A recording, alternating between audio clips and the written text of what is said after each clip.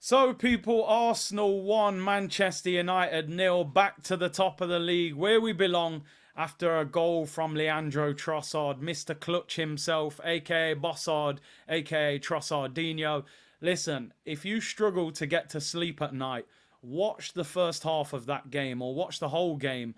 You will be asleep by time the full time whistle goes. Not one for the faint hearted.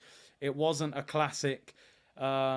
But we got the job done. I'll be honest, at the start of the game, I saw that Manchester United lineup. I'm saying, yo, all you can eat restaurant settings, people. This is going to be 4-5-0. However, you have to add a little bit of reality into football sometimes. Man United have got an FA Cup final in 2 weeks. You've got a lot of players there that are trying to prove a point to start at Wembley. You've also got a manager that is being linked with the sack. A lot of those players have been signed by him. They will want to keep him in the job. You've also got young players trying to make their name. And I actually think they put a very good shift in today, United. They made life difficult for us. And it was a strange performance from Arsenal. It was almost pre-season settings. We nicked a goal. We kind of sat back. And I'm almost thinking that Arsenal's mentality was, we're so good defensively that this United team are not good enough to break us down. So we're confident that we're going to be able to win the game 1-0, because it was a performance that you saw at the start of the season where people were saying controlled performance. I'll be honest, during that game, it didn't feel controlled because United did have an attacking threat.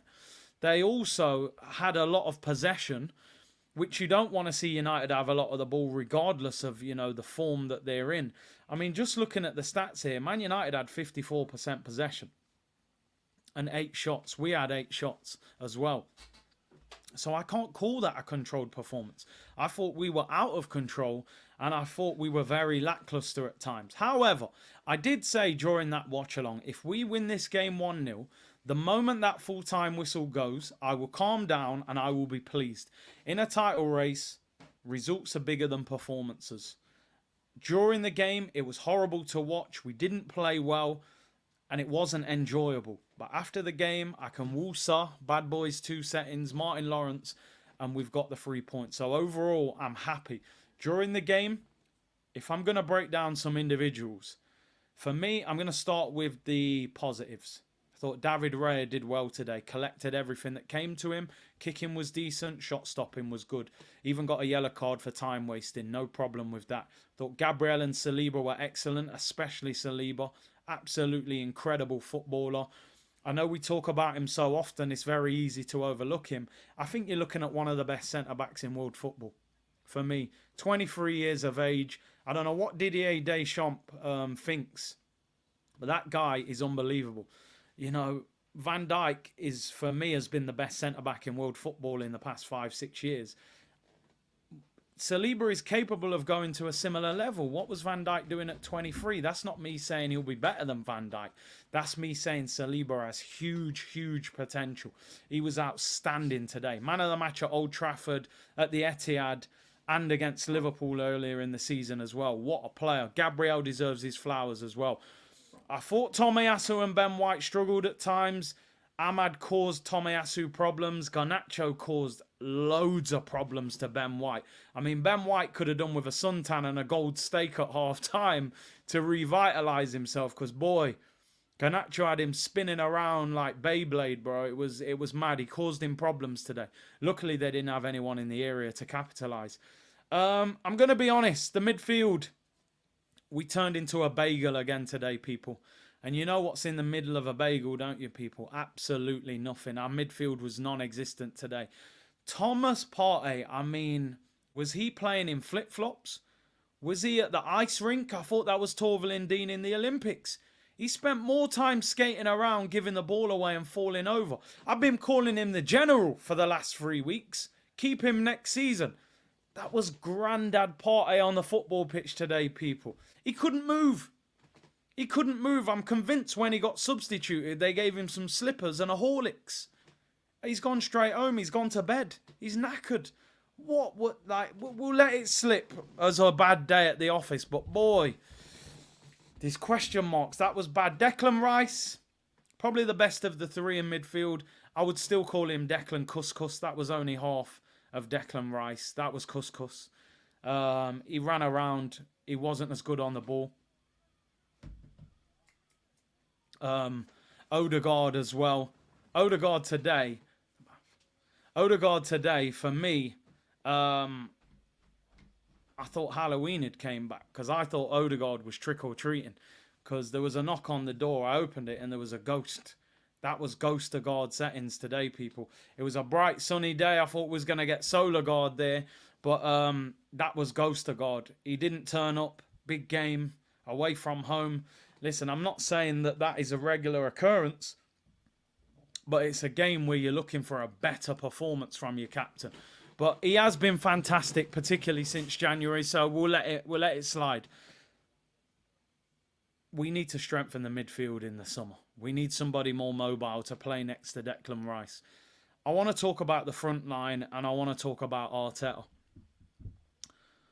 I want to give credit to Arteta and then I'm going to be constructive criticism of Arteta. I want to give him credit because the fact that we've scored 89 goals with that attack this season deserves credit. Because I don't think our attack is that good. It's all right. There's good quality there, but it's not amazing. It's not Liverpool, Mane, Firmino, Salah. It's not Man City, Raheem Sterling, Leroy Sané, Aguero. It's Trossard, Havertz and Saka. It's decent. It's not amazing. That's the positive. The negative, you've now created an environment where Saka can drop stinkers and not get substituted. Havertz can be non-existent and not get substituted. Trossard, the best player of the front three, who wasn't amazing, by the way, but he was the best.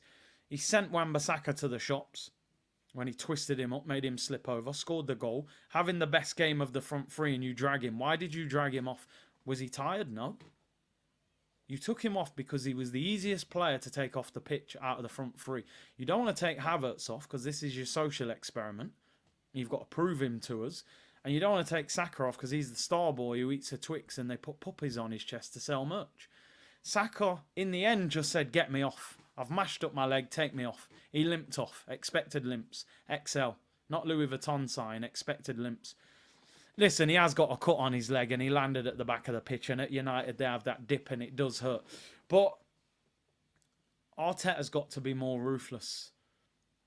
If Saka's playing like that, take him off. He's not Alexis, he's not Van Persie, he's not Aubameyang at his best, he's not Henry, he's not Cesc Fabregas. He's not that good that you can't take him off the pitch. He should not be able to play like that without being substituted. You've got to create competition to keep him on his toes, to keep him pushing forward. And you've got to keep him on edge that if I have a bad game, I can get taken off. Havertz today was not good, but he did get a vital assist and that leads to us winning the game. So I do have to give him some credit. 19 goal contributions in 36 games for a guy that played in midfield for half a season. Does deserve some credit. Saka's got 15, 16 goals this season in the Premier League. Does deserve credit. We want the performances and the stats. So people might think I'm being harsh, but we expect a lot from these guys. Havertz costs big money, is the top earner. Saka's the star boy of the club. However, let's finish it off like this. Did we play well today? No. Did we defend well? Yeah, I think we did. We restricted Man United. Did we attack well? No. We scored and kind of retreated and said we'll control the game and win it 1-0. I don't think we had enough control of the game. United had more possession. United had 5 first-team players missing and a number of squad players. No Rashford, no Bruno, no Lisandro, no Varane. You know, multiple, no Luke Shaw, multiple players playing. They're bringing on players at the end. We're in number 84, who's probably making his debut. Players I've never heard of. This is a title race. The result is bigger than the performance. We're unbeaten against the big 6 clubs in the Premier League this season. We beat Man United home and away. We beat Tottenham away and drew at home. We drew away to Chelsea, beat them at home. We beat Manchester City at home and drew away. And Liverpool, we drew away and beat them at home. That deserves credit. That's fantastic. Think about the years gone by when Wenger's teams were getting pumped against the top clubs. No, did he? Now, we're beating these teams. The frustrating thing is, if you beat those teams and have those results against those teams, you expect to win the Premier League. Ultimately, the Premier League might have been because we got 1 point out of 6 against Fulham. You look how bad Fulham were yesterday against City. You think, how did we not beat them? Decisions, tactical decisions may have cost us. That Villa game may have cost us. However, it's a big week. Tuesday will be shameless settings. I'm not going to say the words I want them to win. I'm going to say I want Man City to lose or draw. Nando's FC, that's all I'm going to say. And then David Moyes FC next week. Can we get a favour on Tuesday or on Sunday? Or are Man City going to get back-to-back wins? Win our last 2 games. Be competitive. We've took it to the last day of the season. They deserve credit. But we've got to learn to win trophies. This is Arsenal Football Club. If you can't win the Champions League, win the Prem. If you can't win the Prem, win the FA Cup. If you can't win the FA Cup, win the Carabao Cup. Win trophies. That's what separates the good from the great, is the trophy cabinet. Learn from this. Build, sign big players in the summer. But a lot can change this week. Big up to everyone locked in. Hit the like button. Saliba, man of the match for me today. Absolutely outstanding. It wasn't pretty. In fact, it was horrific. It was ugly. It was the kebab shop at 4 a.m. and we all know what that looks like after a night out. Thank you very much for everyone tuning in. Hit the like button. Subscribe if you haven't already. And I'll see you all next time. We're top of the league, people. Bless.